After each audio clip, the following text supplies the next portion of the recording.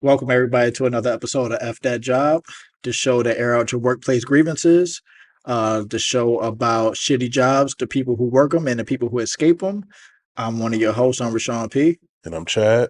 And welcome to another episode. So today we got something different, different perspective. A little bit different. Since this is about jobs and this is F That Job, we got somebody from HR. Yeah.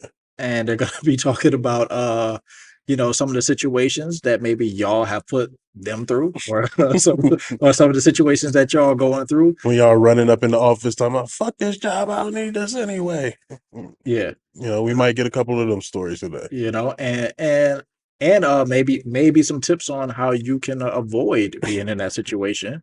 Exactly. Because, yeah, man, some of y'all need that. And some of y'all, when you sign up for a job, when you start a job, you gotta read what you're doing, right? Like you gotta know what the job is. Everybody wants the job for the pay, right? But we all know that the job is a little bit more than the pay. So a little bit more, right? So Before we get started, how's your work week been? Oh, it's been great. It's good. Yeah, it's been great. I can't complain. I don't say F that job to my job currently. Well, that's great. because it's great. Like I don't have anything to complain about. It's something that I do enjoy doing. I get paid pretty well for it. It's cool, man. Like it's straight. I mean, that's where I feel like that's where we all want to be. We all want to be at a point where we're not saying F that job. Because I mean, I literally was at work today and I walked past somebody and it was like they had an F that job moment because I heard a mumble under their breath, I need to find a new job. And I just turned it back and looked at them and they was like, you heard that? I'm like, yeah, I heard it. I'm telling you, the day I come in here and I intro this show and I say we don't have no guest today, it's just me. That's the day. That's gonna be the day that shit went down. All right. So yeah, man. Without any further ado, let's go ahead and jump into the guest. Yeah.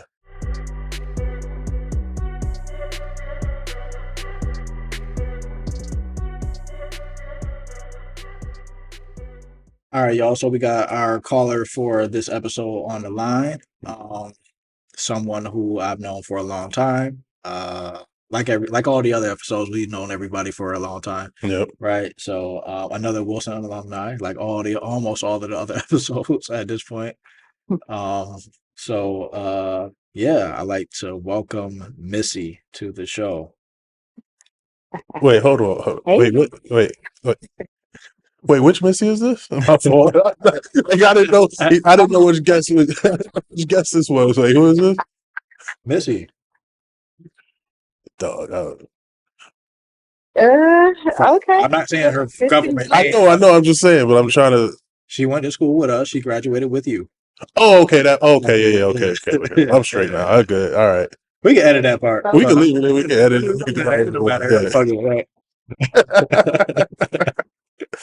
All right. Welcome to the show, Missy. How you doing? Thank you. I'm doing well. How are y'all? I'm doing pretty good. I'm good.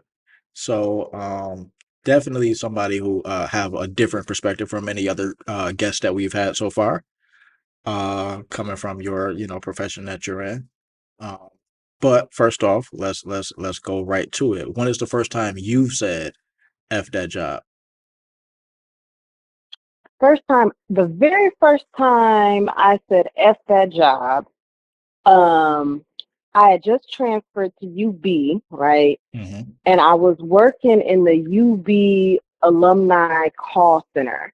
And so what this call center did is they had students call all the alumni and basically beg them for donations. Yep. I don't know if have any. I was saying, I don't know if y'all work there. A lot of people at some point or another rolled through this situation.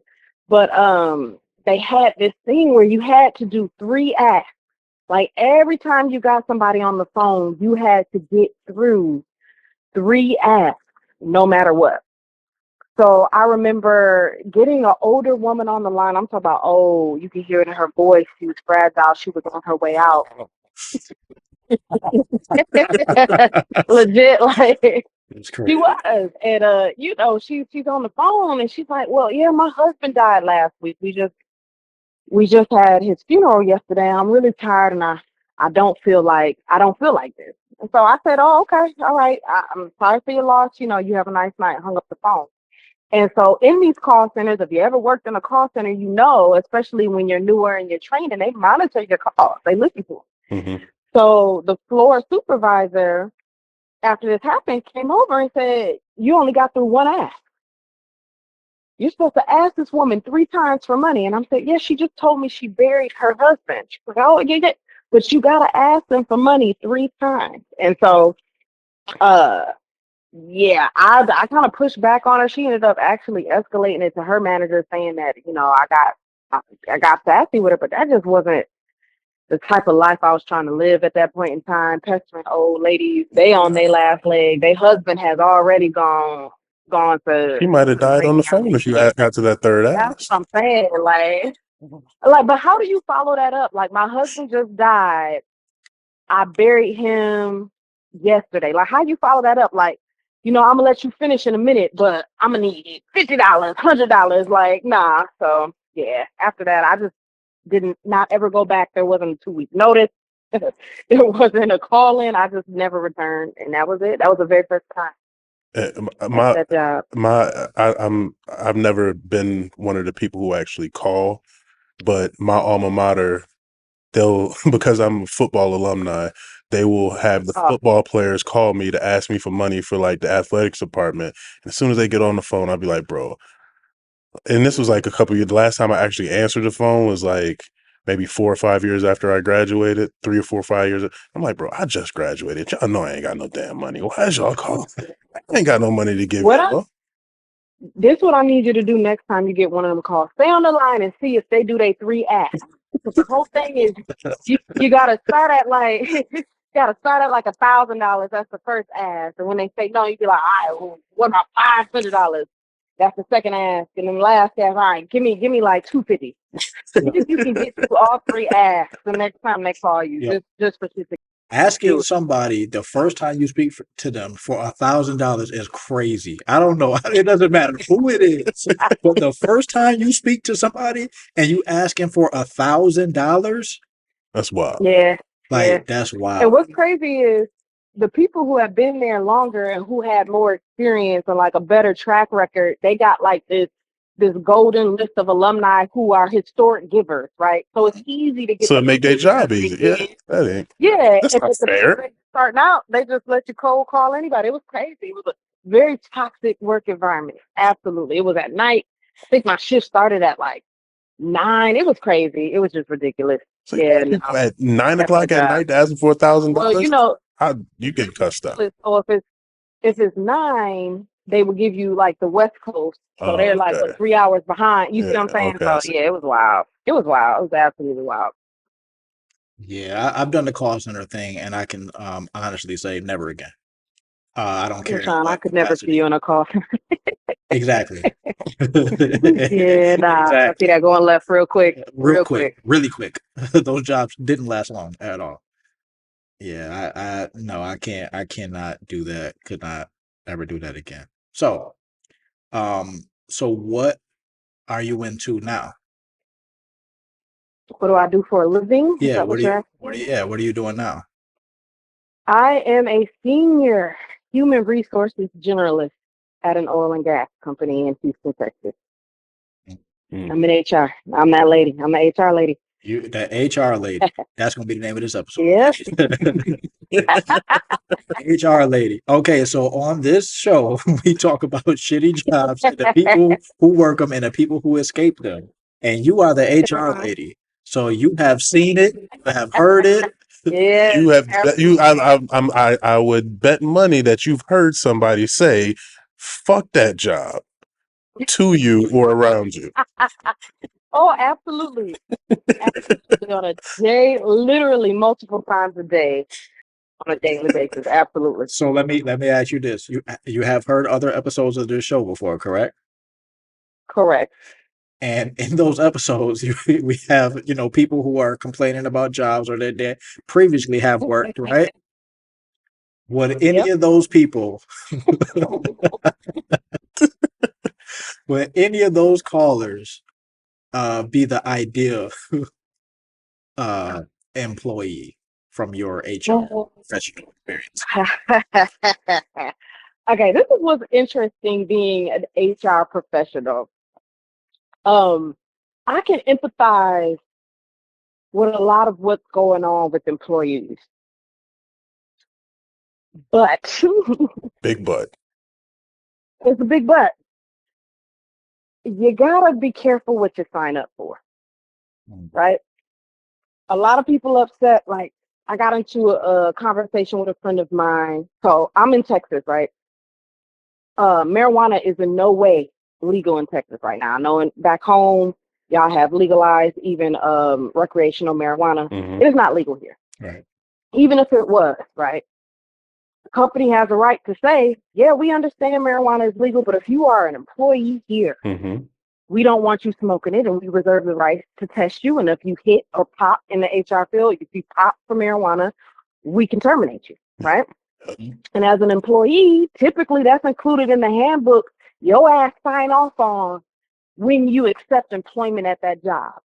You're literally signing off. I have read and acknowledged all of the policies of this organization, right? And I agree to adhere to them. That's what you're signing off on. If you didn't read it, that's on you. But what your sign said, I have read, understood, and agreed to adhere. So I may believe in my heart of hearts, deep in my soul, marijuana should be legal. And it is dumb to even test people for marijuana nowadays. It is dumb to have that in your handbook as something that is a fireable offense. However, however, you in fact signed a document saying that I understand that this is a policy and that I agree to adhere to it. So when it comes down to come down and you pop for marijuana, guess what, bro? You out the door. So it's difficult because a lot of the things, to answer your question, Rashawn, a lot of the things that people get upset about, well, not a lot of them. Some of the things people get upset about, you kind of agreed to when you accepted the job. Whether I agree with how they treating you or what the terms are or not, you signed up for this. And so absolutely, if you don't like it, if it ain't your bag, if it's not a good culture fit, if we want to use in professional terms, absolutely exit. But you got to know what you're signing up for and make that decision up front. That's very good advice. I mean, because I think a lot of people get a job and they just happy, at the a new paycheck. They might got a little bit of a pay increase from their last place of employment, and they just happy to be there. And then they get in there for Yeah. a couple weeks, a couple months, however long it takes for them to kind of realize that it ain't the right fit, and now they up there, quiet quitting and all kind of stuff. Oh, quiet quitting. Absolutely. Yeah. You gotta know what you get into. What is the what would you say is the that comes across your desk the most as far as like issues with employees? What is the thing you think comes across your desk the most? Attendance. If we just talk about run of the mill, what you see, Mhm. people not being on time, people not showing up to work the way they're supposed to. So yeah, nothing juicy. Attendance issues. So does that include like PTO? Because I mean, here our motto here is use that PTO.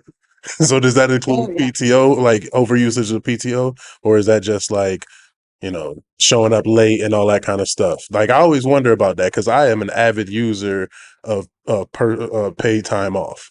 I like to use mine as often as possible. So I always in the back of my head, I'm like, damn, is they kind of clocking me? But shit, they paid me for it and they improving it. So Exactly. So that's another thing. A lot of the shit y'all get or we get, because don't think HR is excluded for the BS. We in it too. A lot of shit we get is not from HR. HR just got to hold the bag of enforcing the policy. mhm. We don't care if you take your PTO. I don't give a damn. It's your manager making your life difficult.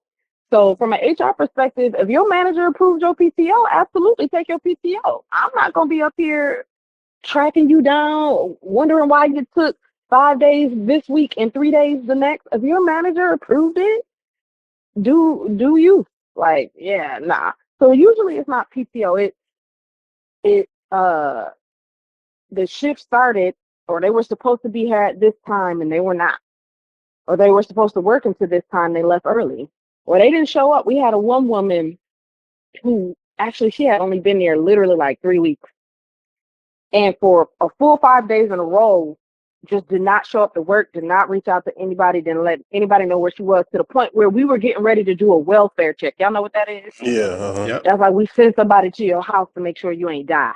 We was getting ready to do a welfare check, and the woman's like, "Oh, I'm alumni at Rice. They had a convention this week, and I had to be there." And it's like, that's well and good, but what made you think that you should just not show up to work And and not say tell anything to nobody. anybody?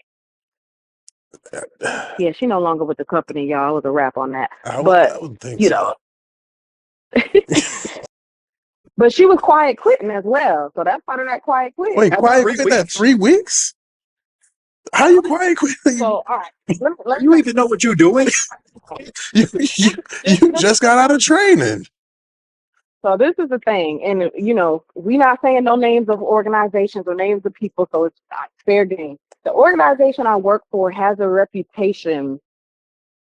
What they do is that when they let you go, they give you a very, very lucrative severance agreement, right? They give you right. But when you're signing a severance agreement, another thing y'all should know, if this ever happens to y'all in your career, read the severance agreement.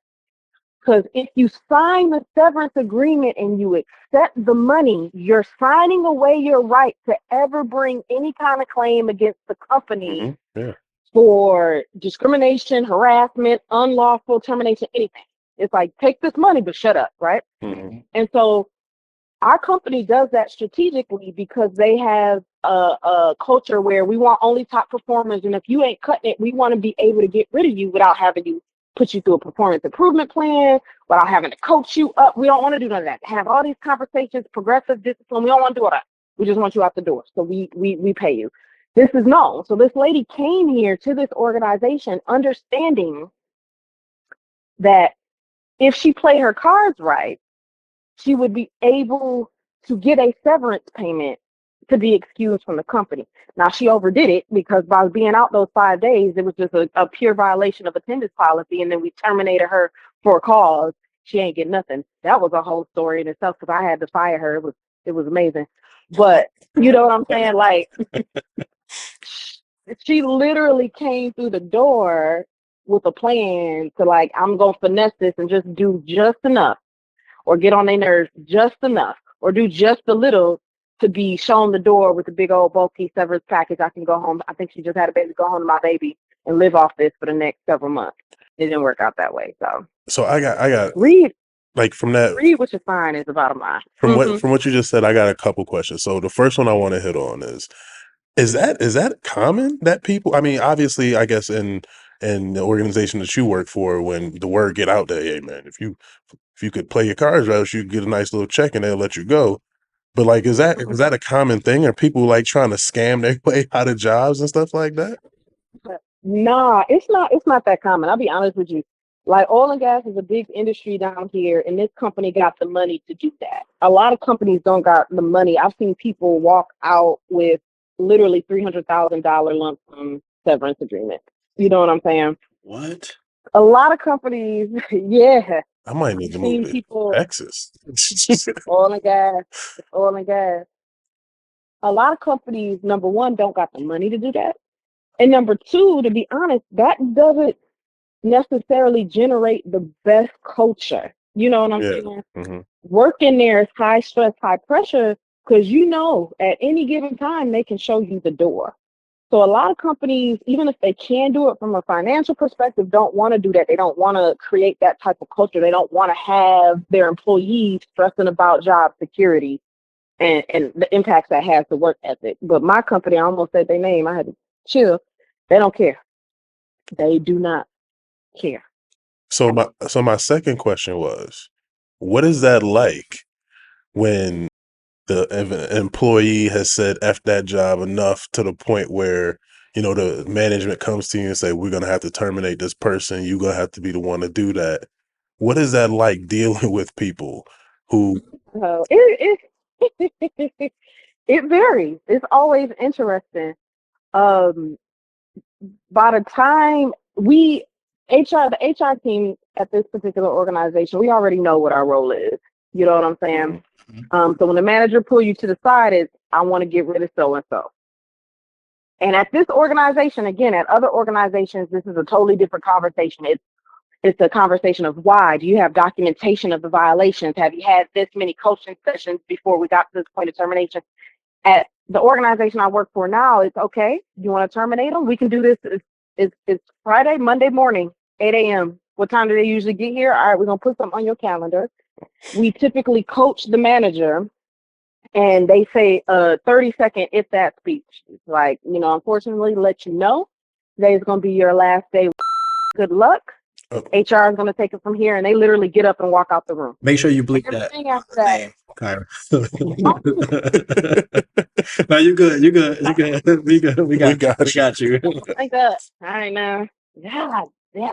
But anyway, and so the manager gets up and leaves, and from that point forward, it's up to us, to go through. This is what's happening with your benefits. This is your severance package. These are all of the main points in your severance package. This is how long you got to sign it and get it back to us. This is when the payments will come through, all that good stuff.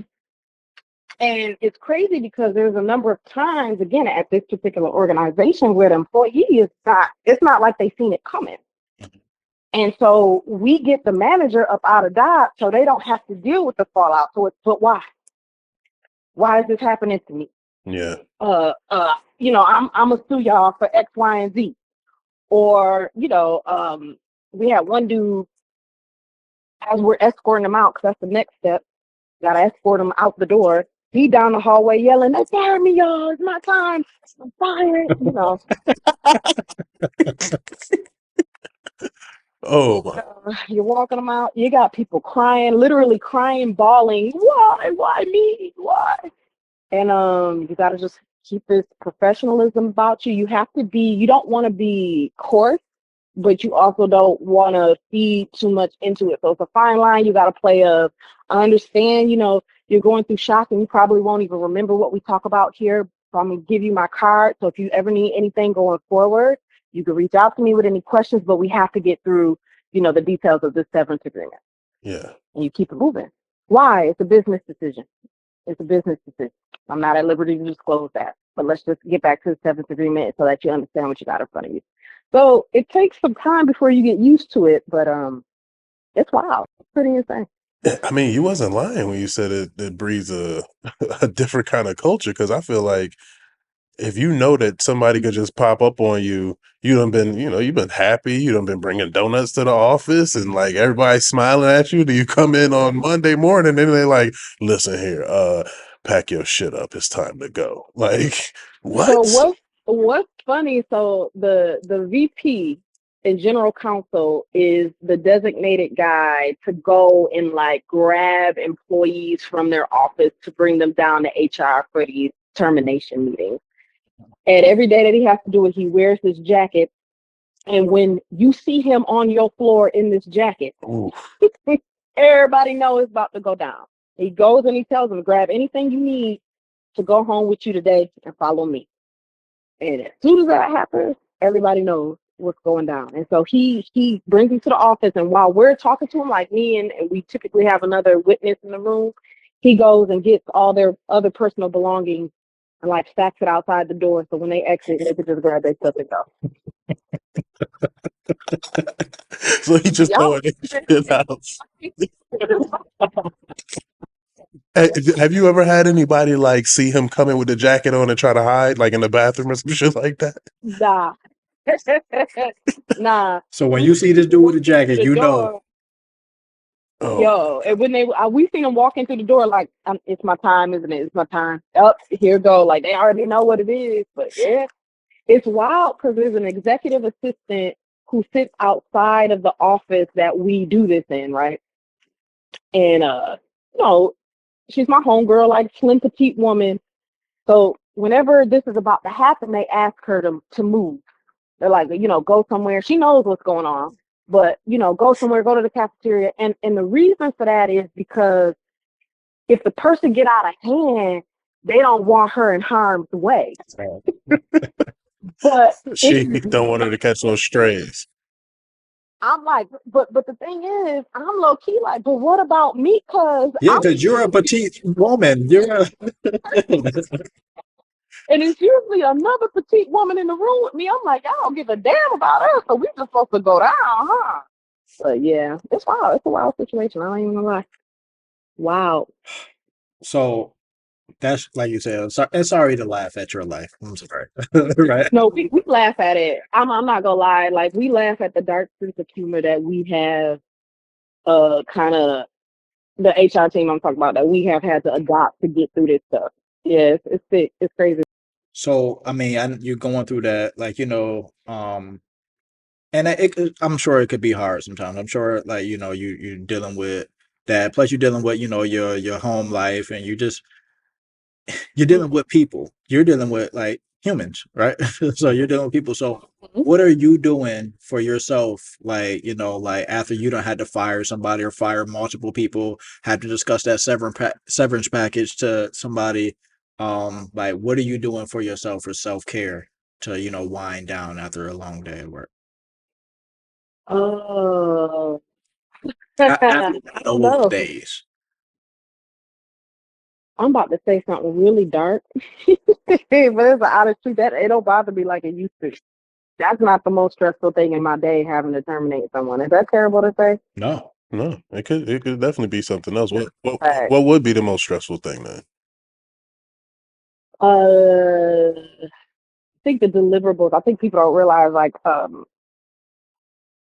depending on the function you serve in HR, because there's a lot of different disciplines within the HR umbrella. Like you can focus in benefits, you could focus in compensation, you could focus on employee relations, and that's the people who deal with all the issues and the problems of discrimination and sexual harassment and stuff and termination. Mm-hmm. You could deal in recruitment and talent management. So you could specialize or you could be general.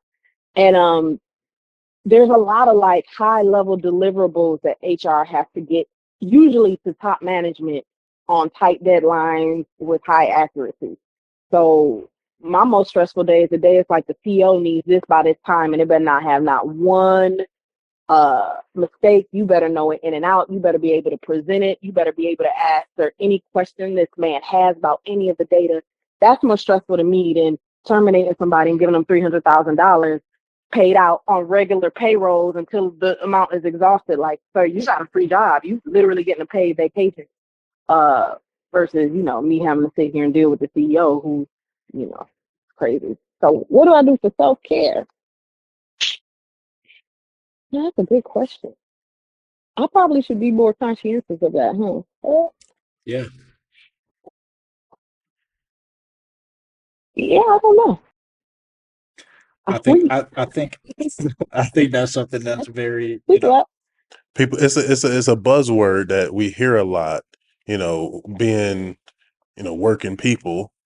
We always, Mhm. you hear about it, not even just when it comes to the workplace, but just in general life and I don't know if I want to call it the boom of mental health awareness, but like the boom of mental health awareness. Everybody's talking about self-care, but Mhm. it's not really practiced as much as it's preached a lot of times. So I don't think a lot of people even really comprehend or understand how to take care of themselves when they're facing these stressful situations at work and in life and all that kind of stuff.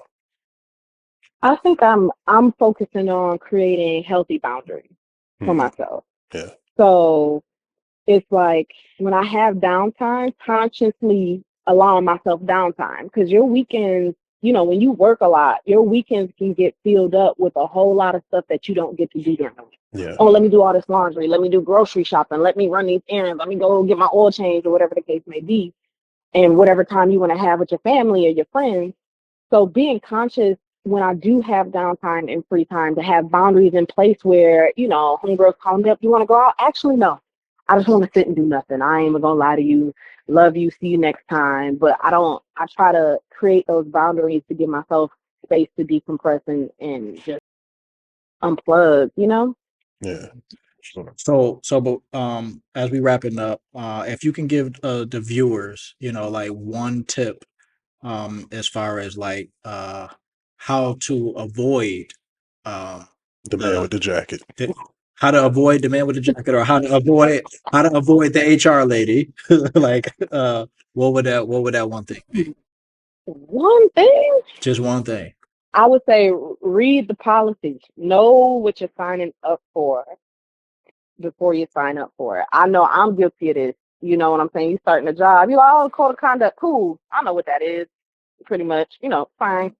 Harassment policy, I know what that is, fine. But really take the time to read that stuff, because if you got a good HR team, they holding you accountable to the stuff you signed up for. Mm-hmm. They're holding each and every person accountable. But but you signed that you did. So violation of policy, you gone. So I'll say know what you signed up for. Quite literally. Well, y'all heard it from the HR lady yourself. Know what you're signing up for. At all costs, avoid the HR lady. Avoid the man with the jacket. Avoid that man with the jacket. Man with the jacket. Avoid the man with the jacket, not the HR lady. You might need them. You need them for that package. Right.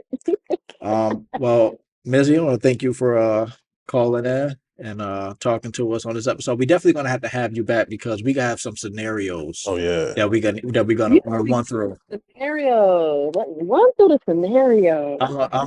The next time we give you a call, we gonna run through some scenarios. We might even need to bring you back just to review some of our past callers and tell us how they could have improved their situations. They could have navigated that situation a little better. Yeah. All right, Missy. Well, thank you. Thanks for calling in. Appreciate you. Appreciate you. All right. Bye. Bye.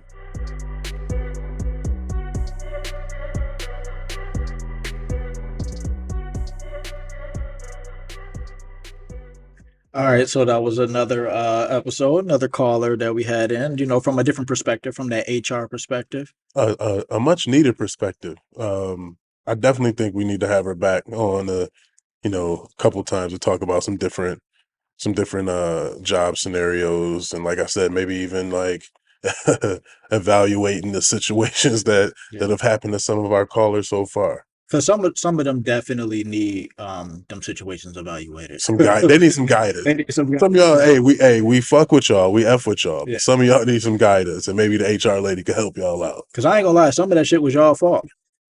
100%. Was y'all fault for sure. Yeah. But as always, man, comment on the videos, like, comment, subscribe, hit the bell for notifications. Share. Give us a review, leave us a 5-star, whatever, on the podcast app or wherever you're listening to this at, if you're listening instead of watching. And as we always say, make sure to use that PTO and F with us. F with us.